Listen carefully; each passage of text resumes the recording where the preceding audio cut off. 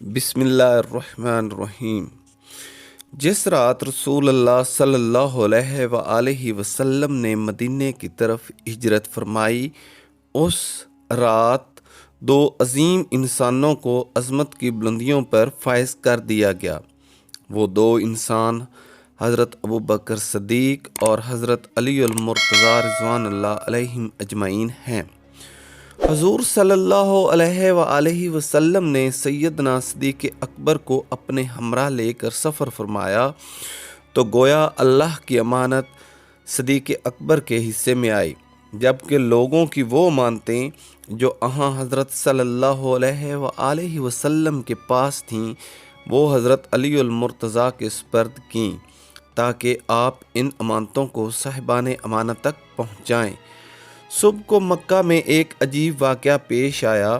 ہوا یوں کہ حنظلہ بن ابی سفیان نے عمیر بن وائل ثقفی کو بلایا اور اس سے کہا کہ علی ابن ابی طالب کے پاس جاؤ، اس سے 80 مسکال سونے کا دعویٰ کرو، کیونکہ میں نے مسکال سونا محمد مصطفیٰ صلی اللہ علیہ وآلہ وسلم کے پاس بطور امانت رکھا ہوا تھا۔ حضرت محمد صلی اللہ علیہ وآلہ وسلم مدینہ کی طرف کوچ کر گئے ہیں اور علی ان کے وکیل ہیں۔ جا کر کہو آپ میری امانت مجھے واپس کیجیے۔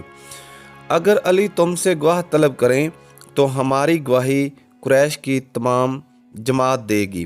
تیرے اس کام کے بدلے میں تجھے اپنی ماں ہندہ کا مسکال یعنی گلوبند تجھے دیتا ہوں۔ عمیر بن وائل نے حضرت علی علیہ السلام کے پاس جا کر امانت کا دعویٰ کیا۔ حضرت علی نے اس سے امانت کی نشانی طلب کی، اس نے بتائی۔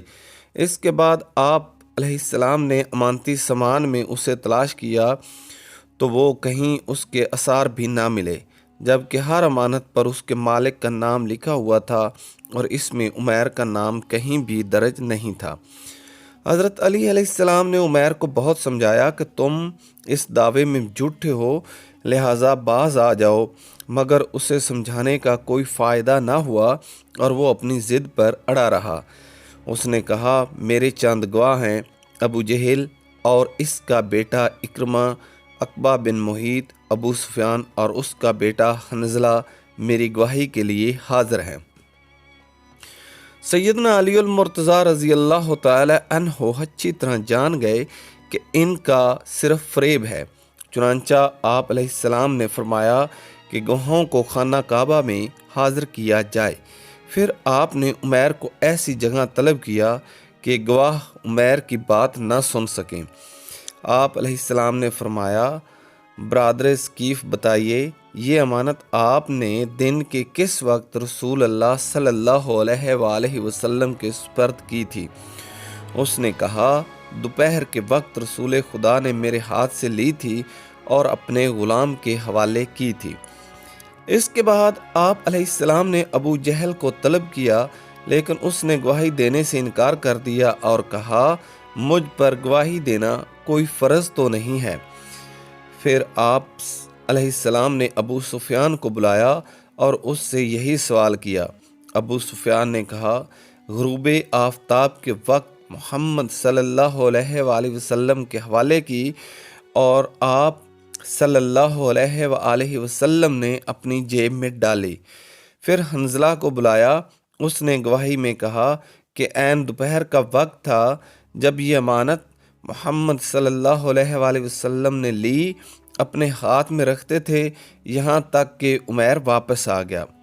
پھر عقبہ کو بلایا اور اس سے سوال کیا تو عقبہ نے جواب میں کہا کہ محمد صلی اللہ علیہ وآلہ وسلم نے یہ امانت عصر کے وقت لی اور فوراً اسے اپنے گھر بھیج دیا۔ پھر اکرمہ کو بلایا گیا، اس سے یہی سوال کیا گیا تو اکرمہ بولا محمد صلی اللہ علیہ وآلہ وسلم نے یہ امانت طلوع آفتاب کے وقت لی تھی اور اس امانت کو فاطمہ بنت اسد کے گھر روانہ فرمایا تھا۔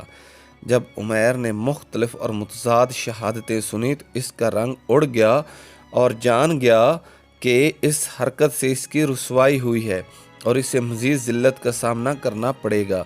چنانچہ اس کا رنگ زرد ہو گیا اور چہرے پر ہوائیاں اڑنے لگیں۔ حضرت علی المرتضیٰ علیہ السلام نے فرمایا، اے عمیر، تیرا رنگ کیوں زرد ہو گیا ہے اور تجھ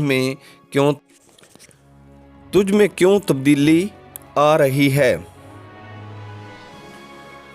عمیر نے کہا، علی، میں نے جو دعویٰ کیا وہ دراصل کسی کا مکر و فریب تھا۔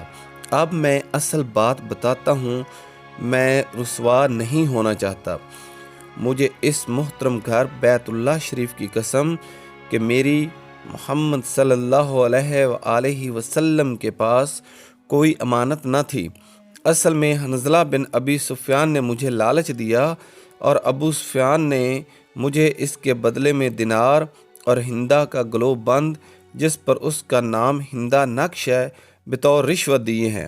میں انہیں واپس کرتا ہوں۔ چنانچہ قریش کے سر خجالت سے جھک گئے۔ اس وقت علی المرتضیٰ علیہ السلام نے فرمایا، وہ تلوار لائی جائے جو گوشہ خانہ میں موجود ہے۔ چنانچہ آپ علیہ السلام نے وہ تلوار لی اور ابو سفیان کے سامنے رکھی اور فرمایا کہ اس تلوار کو پہچانتے ہو؟ ابو سفیان اور اس گروہ نے کہا، ہاں، یہ تلوار حنظلہ کی ہے، یہ وہ تلوار ہے جو چوری ہو چکی ہے۔ تو حضرت نے فرمایا، ہاں، یہ تلوار حنظلہ کی ہے، لیکن اسے کسی نے چرایا نہیں ہے۔ بعید ہے کہ تمہارا مکر و فریب مجھ پر کارگر ہو۔ اس وقت آپ علیہ السلام نے فرمایا، اگر تو سچ کہتا ہے تو بتاؤ تمہارا غلام ملا اسود کہاں ہے؟ ابو سفیان نے کہا، کسی کام کے لیے طیف گیا ہوا ہے۔ تو حضرت نے فرمایا، تجھ پر افسوس ہے، اس کے بعد تو نے اسے دیکھا ہے، اگر تو سچا ہے تو اسے حاضر کر۔ ابو سفیان خاموش اور پریشان ہو گیا۔ اس کے بعد آپ علیہ السلام نے سرداران قریش کے 10 غلاموں کو حکم دیا کہ ابو سفیان کے ساتھ جائیں اور زمین کے فلاں ٹکڑے پر گڑھا کھودیں، حزبہ اللہ کو باہر لائیں، خانہ کعبہ کے ساتھ لٹکائیں۔ لوگ اکٹھے ہو گئے اور اس قتل کا سبب معلوم کرنے لگے۔ تو حضرت علی علیہ السلام نے فرمایا، حنظلہ اور ابو سفیان نے اسے رشوت دی تھی اور اس سے کہا تھا کہ اگر تو علی کو قتل کر دے گا تو ہم تجھے آزاد کر دیں گے۔ وہ اس پر آمادہ ہو گیا۔ حنظلہ نے اس کو تلوار دی۔ وہ اندھیرے میں چھپ کر بیٹھ گیا تاکہ مجھے قتل کرے۔ جب میں اس کے قریب گیا، وہ کھڑا ہوا تاکہ تلوار سے میرے سر پر وار کرے۔